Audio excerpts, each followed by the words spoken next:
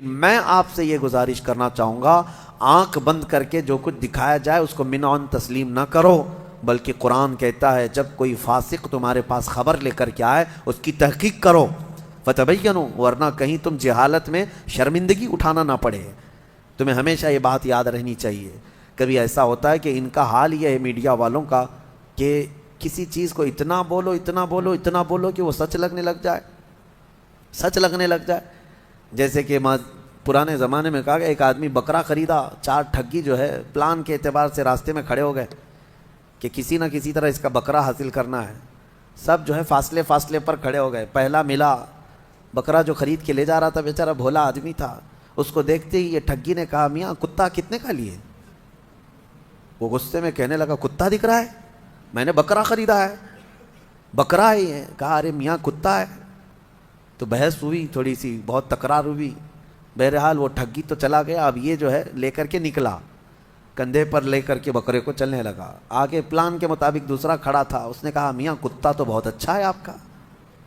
اس نے کہا یہ کیا ہو گیا لوگوں کو؟ پھر اس سے تھوڑی بہت بحث کیا، لڑا کہ تم کو کیا ہو گیا کہ میرے بکرے کو کتا کہہ رہے ہو، میں بکرا لے کر کے آیا ہوں۔ وہ ٹھگی ہنسنے لگا، تم کو لگ رہا ہوگا لیکن ہے وہ کتا، یہ کہہ کر کے وہ چلا گیا۔ 2 جب ہو گئے تو دل میں شک آنے لگ گیا، میں نے کتا تو نہیں خریدا، اس کو پکڑ پکڑ کے تو دیکھا، جگہ جگہ سے سب بکرا ہی دکھا۔ خیر دل کو اپنے منا لیا، چلا۔ تیسرا ٹھگی کھڑا تھا، اس نے کہا میاں بہت خوبصورت کتا لے جا رہے ہو، گھر کے لیے لیے ہیں یا کسی اور چیز کے لیے؟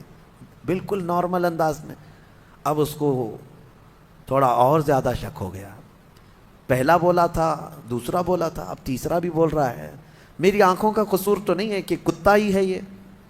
کندھے سے اتار دیا، بحث نہیں کیا۔ گھر قریب تھا، گھر کے پاس ہی وہ چوتھا ٹھگی بھی کھڑا تھا، وہ آخری تھا۔ اس نے کہا کہ میاں کتنے کا کتا لائے آپ نے؟ یہ کتا تو میں بھی ڈھونڈ رہا تھا، اس طرح کا کتا ملتا نہیں ہے۔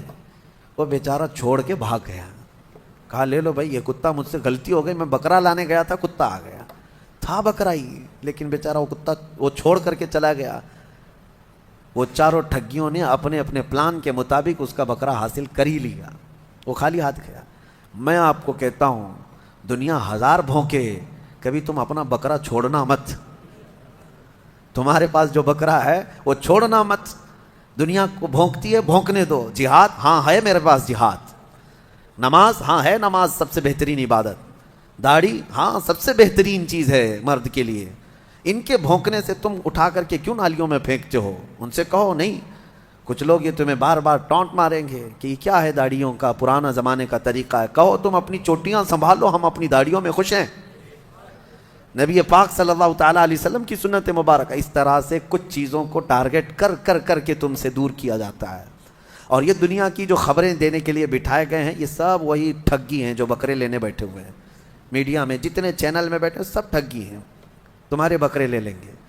اس لیے ان کے کتا کہنے سے تمہارا بکرا کبھی کتا نہیں بنے گا، یہ بات ہمیشہ ذہن میں رکھے۔ اللہ کریم ہم سب کو علم نافع اور عقل کامل عطا فرمائے۔ سورہ توبہ کی ہم نے تلاوت کی ہے، سورہ انفال کے بعد سورہ توبہ۔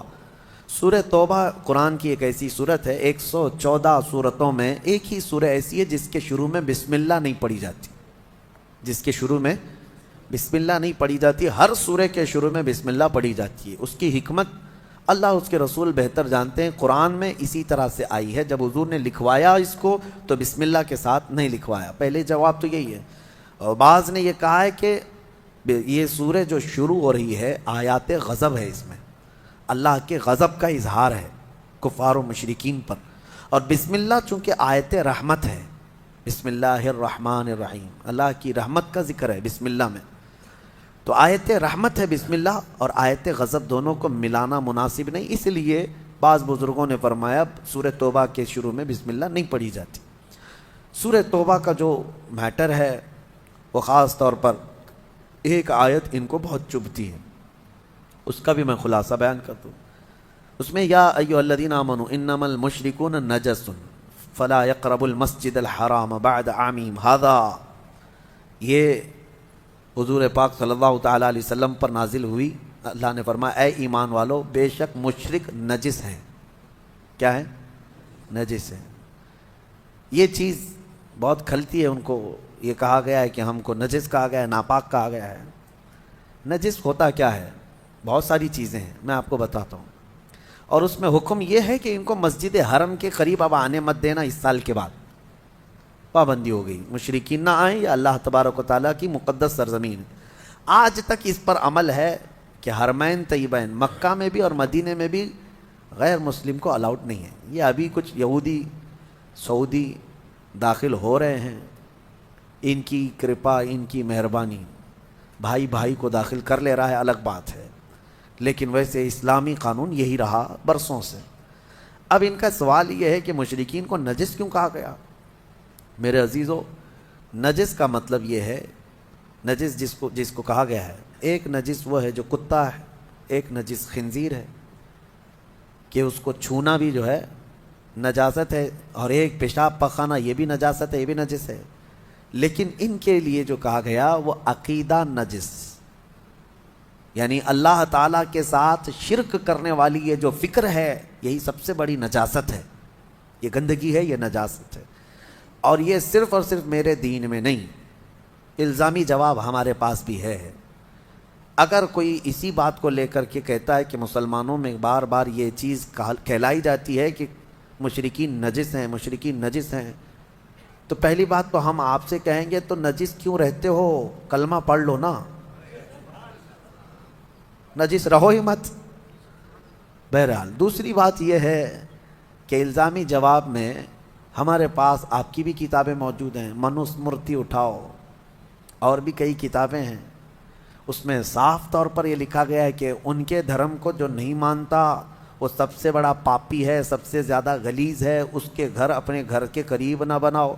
ہم تو صرف حرم کی بات کر رہے ہیں, تم تو گھر کے قریب بھی بنانے کو منع کرتے. مقدس کتابوں میں موجود ہے یہ میٹر, سب کے یہاں ہے.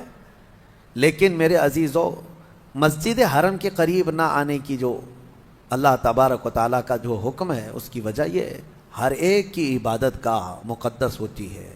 ہر ایک کی عبادت گاہ مقدس ہے.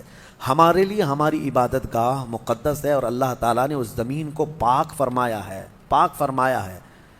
ایک صاحب ہے, ٹرین میں ملاقات کر کے وہ اس پر مجھ سے بہت بات کر رہے تھے کہ پھر کیوں ہم مکہ نہیں جا سکتے, مکہ جانے کو کیوں پابندی آپ کے اس میں لگائے. میں نے کہا نہیں صاحب, آپ کو غلط فہمی ہے.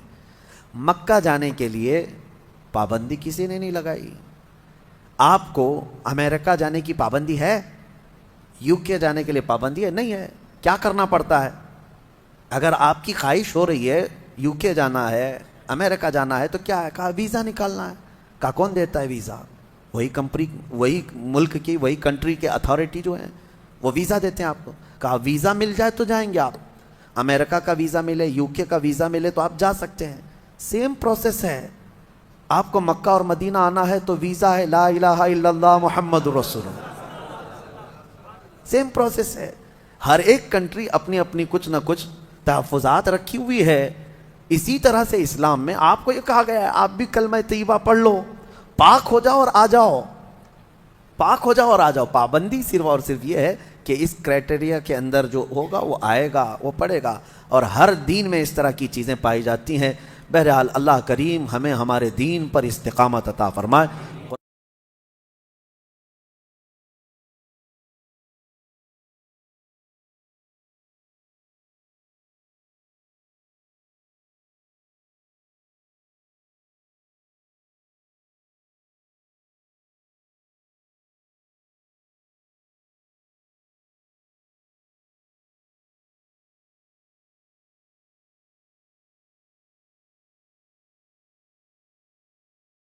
السلام علیکم ناظرین.